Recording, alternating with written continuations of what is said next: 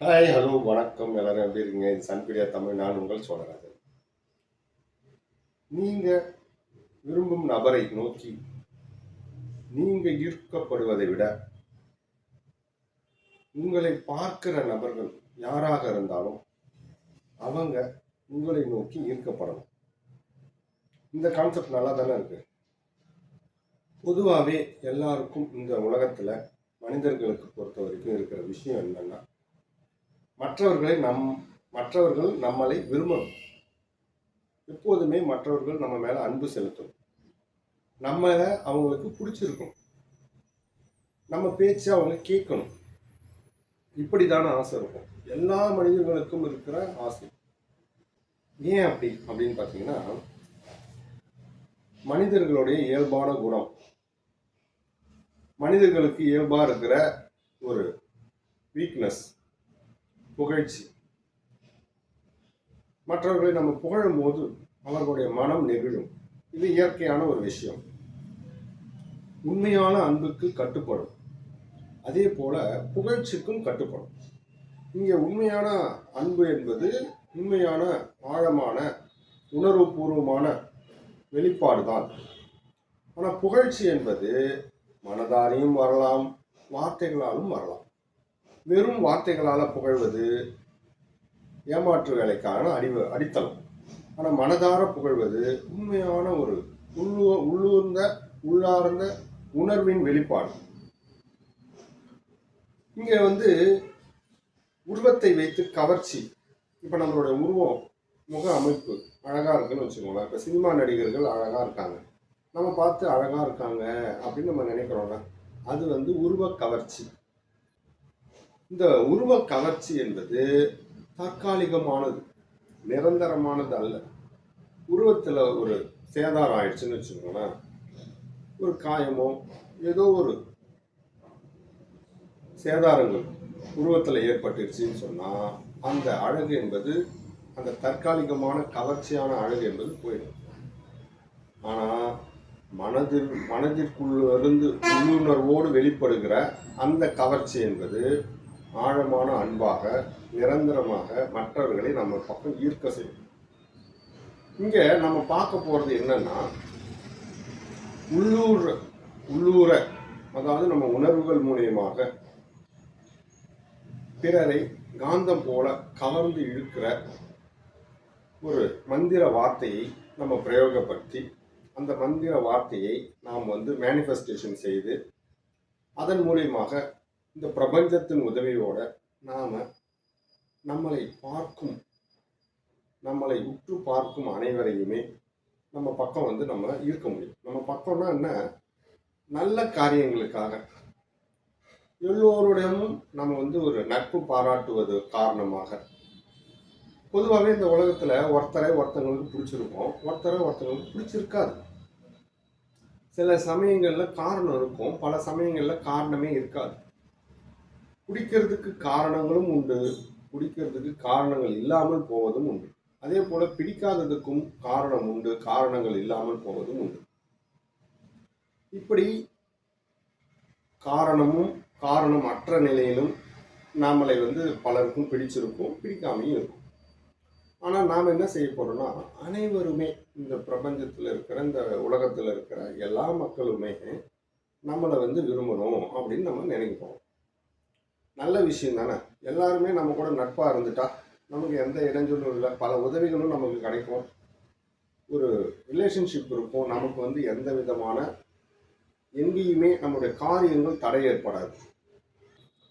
அதற்காக நம்ம எப்போதுமே என்ன பண்ணுவோம்? அக்கத்தில் இருக்கிற வீட்டாரோடவே நம்ம எப்போதுமே நட்புறவோடு இருக்கணும்னு சொல்வதற்கு காரணம், அவசரத்துக்கு பக்கத்தில் இருக்கிறவர்கள் தான் நமக்கு உதவி செய்வாங்க. மதங்களை கடந்து, இனங்களை கடந்து, ஜாதியை கடந்து, மொழியை கடந்து பக்கத்தில் இருக்கிறவர்களுடைய அன்பான அந்த நடத்தையின் காரணமாக ஒரு அவசரத்துக்கு உதவிக்கு ஓடி வருவாங்க. நம்முடைய உறவினர்கள் இருப்பாங்க, ரொம்ப தூரத்தில் இருப்பாங்க. அவங்க வருவதற்குள்ளார பல விஷயங்கள் நமக்கு சாதகமாகிவிடும். அவங்க வர வரைக்கும் பொறுக்காது சில விஷயங்கள், இல்லையா? அப்ப இங்க அன்பு, நட்பு, தோழமை இதெல்லாம் ரொம்ப முக்கியமானது. அது போலதான் இன்னமும் பலருக்கும் நம்மளை தெரியாதவர்கள் கூட நம்ம மேல அன்பு செலுத்தணும் அப்படிங்கிற கான்செப்டில் தான் இந்த வீடியோ. இவ்வளோ நேரம் நான் சொன்ன விஷயங்கள் எல்லாமே எதற்காகன்னு பார்த்தீங்கன்னா, நம்மளை தெரிந்தவர்களும் நம்மளை தெரியாதவர்களும் நம்மளை புரிந்தவர்களும் புரியாதவர்களும் நம்மளை பார்ப்பவர்களாக இருந்தாலே போதுமானது. இப்போ நம்மளை தெரிஞ்சிருக்கணும்னு அவசியம் இல்லை. நம்மளை இப்படி சில வினாடிகள் பார்த்தாலே போதும், அவங்களுக்கு நம்ம மேல ஒரு அன்பு, ஈர்ப்பு, பாசம், இப்படி ஏதாவது ஒரு அட்ராக்ஷன் என்பது ஏற்பட வைக்கும் செயல் தான் நம்ம இப்ப செய்ய போறோம். அதற்கான மேனிஃபெஸ்டேஷன் தான் செய்ய போறோம். இப்ப இது போல மேனிஃபெஸ்டேஷன் செய்து பிறரை நம் வசப்படுத்துவது அப்படின்னு சொன்னா, வசம் என்பது நம்ம யாரையும் கட்டாயப்படுத்த முடியாது. நல்லா புரிஞ்சுக்கணும். வசம் என்பது மற்றவர்களை கட்டாயப்படுத்தி ஈர்ப்பது அல்ல. நம்மளுடைய உள்ளுணர்வை காந்த சக்தியாக மாற்றிக்கொள்வது, நம்மளுடைய செயல்பாடுகளில் மாற்றத்தை ஏற்படுத்துவது, நம்முடைய ஆறாவிலே நேர்மறை ஆற்றலை வெளிப்படுத்துவது. இதன் காரணமாக மற்றவர்கள் கவர்ந்து இழுக்கப்படுவார்கள். அதுதான் இங்க இருக்கிற டெக்னிக்கே தவிர மற்றவர்களை போய் நம்ம வழிகாட்டாயப்படுத்தி யாரையும் ஈர்த்து வருவது அல்ல. அதனால தான் நாம நம்மளுடைய உள் உணர்விலே நம்பிக்கையை விதைக்கும் போது அந்த நம்பிக்கையான விஷயங்கள் வெளிப்புற தோற்றத்தில் நடைமுறை கொண்டு வரும். இந்த நம்மளுடைய உள் உணர்வுகள் செயல்பாடாக மாறி அந்த செயல்கள் நம்மளுடைய பழக்க வழக்கங்களாக மாறி அந்த பழக்க வழக்கமானது இந்த உலகத்தின் ரிசல்ட்டாக நமக்கு சேரும். இப்போ ஒரு தடகள வீரர் அல்லது விளையாட்டு வீரர்னு வச்சுக்கோங்க. அவர் எப்படி அந்த போட்டிகளிலே கோப்பைகளை வெல்வதும் தங்க பதக்கங்களை வெல்வதும் எப்படி நடக்கும் சொல்லுங்க? அவர் ஏற்கனவே என்ன பண்ணியிருப்பாரு? பயிற்சிகளை செஞ்சிருப்பார். பயிற்சிகளை செஞ்சால் மட்டும்தானே போட்டிகளில் போய் நம்ம அந்த வெற்றியை பெற முடியும். அப்போ பயிற்சிகள் நாளும் செய்யும் போது அவர் எந்த பயிற்சி வெறுமனையும் பயிற்சி செய்ய மாட்டார். நான் இந்த போட்டியிலே தங்க பதக்கத்தை வெல்வேன், என்னுடைய நாட்டிற்கு புகையை சேர்த்து தருவேன் அப்படிங்கிற ஒரு உணர்வோடு தான் அவர் அந்த போட்டிகளை கலந்துக்கு முன்னாடி பயிற்சிகளை மேற்கொள்வார். எல்லாருமே ஒரு இலக்கை நோக்கி போகும்போது அவர்களுடைய எண்ணங்கள், உணர்வுகள் எல்லாமே அந்த அவருடைய இலக்கை அடைகின்ற அந்த நோக்கத்தின் மேலதான் இருக்கும். அந்த நோக்கம் நிறைவேறியதாக எண்ணிக்கொண்டு தான் அதை செய்வாங்க. தான் அந்த கோப்பையை வாங்குவதாக நினைத்து கொண்டு தான் அவங்க அந்த பயிற்சியை மேற்கொள்வாங்க. அதன் விளைவு தான் ஒரு தடவை அவங்க தோற்றாலும் மறு தடவை அவங்க அந்த போட்டியில பயிற்சியை பயிற்சியில செஞ்ச அந்த எண்ணத்தை, நினைத்த எண்ணத்தை நிஜமாக்கி பார்ப்பாங்க. யாருன்னா இது உண்மையிலேயே பயிற்சி செய்யும் போது இப்படியெல்லாம் நினைக்கிறவர்கள் தான். அப்ப சில பேர் தோற்று போறாங்க, அவங்க கோப்பையை வாங்குறது இல்லை அப்படின்னு சொன்னா கண்டிப்பாக அவங்க உள்ளுணர்வுல இந்த எண்ணத்தை அவங்க விதைக்கலன்னு தான் அர்த்தம். அதுல எந்த மாற்று கருத்தும் கிடையாது. முழுமையாக அவங்க அதற்குள்ளார கொண்டு போகலை அப்படின்றது தான் காரணம். அது போலதான் நாம யாரையும் துரத்த வேண்டாம். நம்ம யாருக்கிட்டையும் போயிட்டு என் மேல அன்பு செலுத்துங்க, என் மேல காதல் கொண்டுங்க அப்படின்னா சொல்ல தேவை. நம்மளுடைய எண்ண ஆற்றல்கள் மூலியமாக நம்மளுடைய ஆறாவில நேர்மறை ஆற்றலை வெளிப்படுத்தி காந்த சக்தியை வெளிப்படுத்தும் போது பிறருடைய மனம் நம்மளுடைய காந்த சக்தியை நோக்கி ஈர்க்கப்படும். அதற்கான ஒரு அற்புதமான ஒரு வரி அஃபிர்மேஷனை தான் நாம இந்த பதிவில் பார்க்க போறோம். இந்த ஒரு வரி அஃபிர்மேஷனை நீங்க தினமும் தொடர்ச்சியாக 7 நாட்களுக்கு மேலாக நீங்க சொல்ற பட்சத்தில் அந்த அஃபிர்மேஷனுக்கு ஆற்றல் உருவாகி உங்களுடைய எண்ணங்களிலே மாற்றங்கள் ஏற்பட்டு எண்ணத்தின் நினைவுகள் எதை நோக்கி உங்களுடைய எண்ணங்களும் உங்களுடைய உள்ள உணர்வுகளும் இருக்கோ அந்த செயல்பாடுகள் எல்லாம் நிஜமாக உங்க வாழ்க்கையில நடக்க ஆரம்பிக்கும் என்பதில் எந்த மாற்று கருத்துமும் கிடையாது. அதுக்கு சொல்ல போற ஒரு அற்புதமான ஒரு வரி அஃபிர்மேஷன் என்னன்னா, என்னை பார்ப்பவர் என் வசமாவார், என்னை பார்ப்பவர் என் வசமாவார், என்னை பார்ப்பவர் என் வசமாவார். இந்த ஒரே வரிதாங்க அற்புதமான இந்த வரி. இந்த வரிக்கான அர்த்தம் அப்படின்னு பார்த்தீங்கன்னா, என்னை பார்க்கிற நபர்கள் யாராக இருந்தாலும் அவர்கள் மனசுல என் மேல் ஒரு ஈர்ப்பு ஏற்படும். அந்த ஈர்ப்பு எப்படி ஏற்படும் அப்படின்னு பார்த்தீங்கன்னா, இந்த வார்த்தைகளுடைய சக்தியானது உங்களுடைய எண்ணங்களின் வாயிலாக இந்த பிரபஞ்சத்திற்கு கலந்து அவர்களுடைய மனதை உங்கள் பால் ஈர்த்து கொண்டு வரும். நாம் அன்றாடம் எதை நினைக்கிறோமோ, எதை உணர்ந்து நினைக்கிறோமோ, அதுவே நம் வாழ்க்கையில நிஜமாகும் என்பதுதான் இந்த பிரபஞ்சத்தின் விதி. இந்த விதியை யாராலையும் மாற்ற முடியாது. மனிதர்களுக்கு மட்டுமே கொடுக்கப்பட்ட இந்த அற்புதமான சக்தியை மிருகங்களுக்கு கிடையாது. எந்த மிருகமும் என்ன பண்ணாது, மேனிஃபெஸ்டேஷன் பண்ணாது. அதற்கு வேண்டியதை அதை நினைத்து அது இறைவனிடம் பிரார்த்தனை பெற்று அதை வாங்கணும், நமக்கு வேண்டியதை பெறணும், இந்த பிரபஞ்சத்திற்கு கேட்டு பெறணும் அப்படின்ற எண்ணங்கள் மிருகங்களுக்கு கிடையாது. ஆறறிவு படைத்த மனிதர்களுக்கு மட்டுமே இந்த திறன் உண்டு. அதனால தான் நாம் எதையும் செய்கிறோம். இந்த அண்ட சராசரங்களை ஆராய்வதற்கு ராக்கெட்களை விடும் ஆற்றலும் அந்த அறிவு கூர்மையும் மனிதனுக்கு மட்டும்தான் இருக்கும். அதே போலதான் நமக்கு தேவையான விஷயங்கள் அனைத்தையுமே பெறுவதற்கான தகுதியும், அதை கேட்கின்ற விதமும், அதுக்கான ரகசியமும் மனிதனுக்கு தெரிஞ்ச ஒரு விஷயம். அது போன்ற ஒரு ரகசியம்தான் இது. நாம் அன்றாட வாழ்க்கையில நம்மளுடைய சுற்றி இருக்கிறவங்களும், நாம் விரும்புகிறவர்களும், நாம் விரும்பாமல் சாதாரணமாக பார்க்கிறவர்கள் கூட நம்ம மேல அன்பு செலுத்துவாங்க. நம்மளை பார்த்து அன்போட மரியாதையோட நம்ம மேல எப்போதுமே ஒரு ஈர்ப்போட அவங்க பேசுவாங்க. பல சினிமா நடிகர்கள் நம்ம பார்த்துருக்கோம். இப்போ எம்ஜிஆர் எல்லாம் பிடிக்காதவங்க யாருமே கிடையாது. அது போன்ற பலரும் இருப்பாங்க.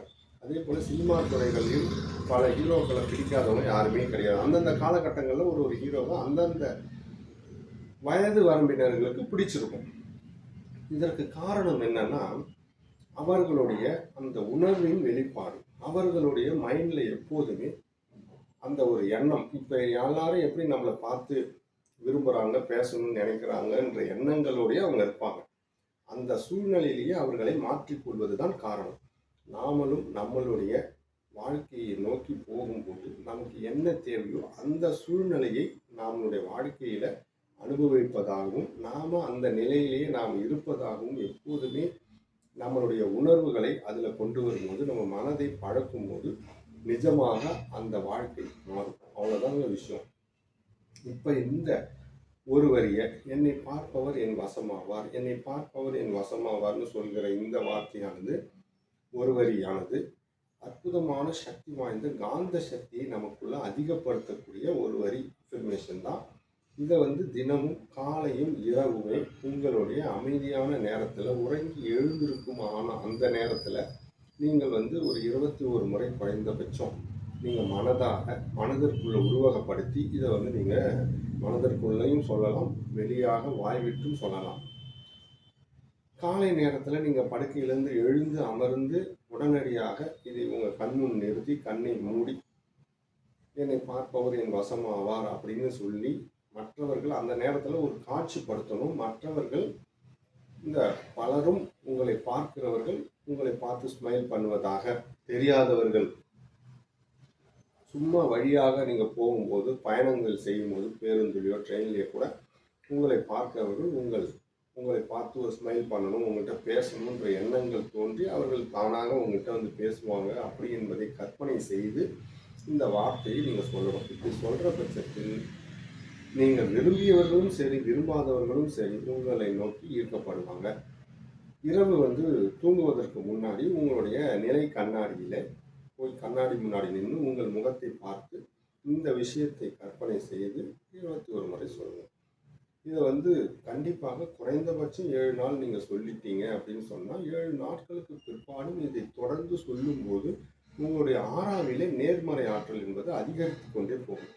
அப்போ உங்களுடைய உணர்வுகளில் காந்த சக்தி என்பது அதிகரிக்கும் போது, அது நம்பிக்கையாக வெளிப்படும் போது நிஜத்திலே மற்றவர்களை உங்களை நோக்கி ஈர்க்கப்படும். நீங்க யாரையும் துரத்த வேண்டிய அவசியம் இல்லை.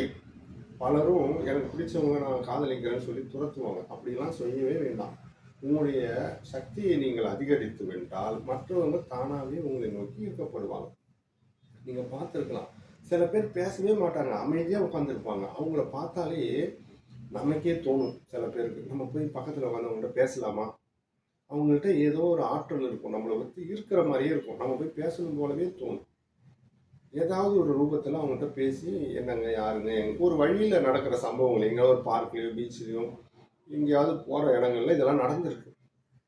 அது இயற்கையிலேயே அவங்களுடைய உள்ளுணர்வில் காந்த சக்தி என்பது அதிகமாக இருந்திருக்கும். அதனுடைய விளைவு அவங்களுடைய ஆறாவில் அது பிரதிபலிக்குது. அதன் காரணமாக மற்றவர்கள் அவங்களை நோக்கி ஈர்க்கப்படுறாங்க. நாமளும் அது போல் நம்ம அவங்கள்ட்ட போய் பேசியிருந்திருக்கோம். உங்களுடைய வாழ்க்கையிலும் ஒவ்வொருத்தரோட வாழ்க்கையிலும் இது நடந்திருக்கிறதுக்கான வாய்ப்புகள் உண்டு.